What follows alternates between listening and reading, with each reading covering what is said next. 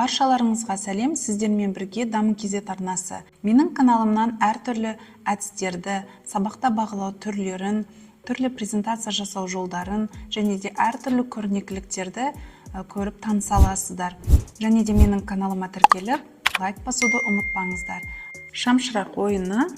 Бұл ойынды балалар математика сабағында ойнаса болады. Мысалы, мына жерде шамшырақтың өзі маяк деп айтады орысша, ал мынау соның жарығы.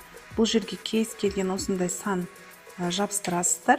Одан кейін оқушыға бір санды айтасыздар, немесе өзі бір санды ала отырып, мысалы 8-ден 6 азайтылатын болса, 6-ны алып, 8-дің жанына қойып, 8 азайтылған 6 деп оқушы өзінің азайғыштан азайтқышты азайта отырып есепті шығарады. Бұл жерде оқушылар ойын түрінде қолдануға болады. Өте қызықты ойын. Бірінші сыныптарға қолдануға болады. Және де бастауыш сыныптың 1-ден 4-ге дейін қолданса да болады. Бұл жайлы қазір сіздерге программада қалай жасау керегін көрсететін боламын. Мына жердегі 8 сандар, 6 сандардың орнына сұрақтар, ал мына кемеге сол сұрақтың жауабын қойып ойнатсаңыздар болады. Өте қызықты ойын.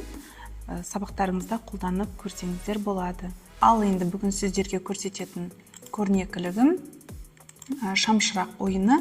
Бұл ойында мысалы мына жарықтың дөңгелекше тұрады. Осы дөңгелекшеге әртүрлі сұрақтар жазсаңыздар болады. Мен бұл жерде математикаға байланысты көрсеткенмін. Мысалы дөңгелекшеде азайғыш, ал кемеде азайтқыш сандар жазылады. Және де өздеріңіз бұл тек қана математика ғана емес, одан басқа мына жерде сұрақ қою арқылы жасасаңыз да болады. Мысалы, мен атау септігінің сұрағы деп алдым. Жаңағы сан тұрған жерге мына сарының дөңгелекшесіне қойылады. Ал жауабына, мысалы, мына кемеде сол атау септігінің жауабы тұру керек. Кім не, кімнің ненің, және тағы да басқа сұрақтар.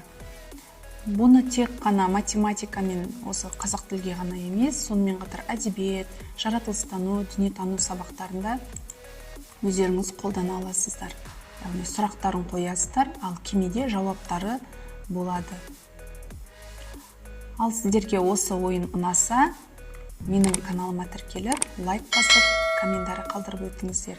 Өйткені сіздердің әрбір кері байланыстарыңыз мен үшін өте маңызды.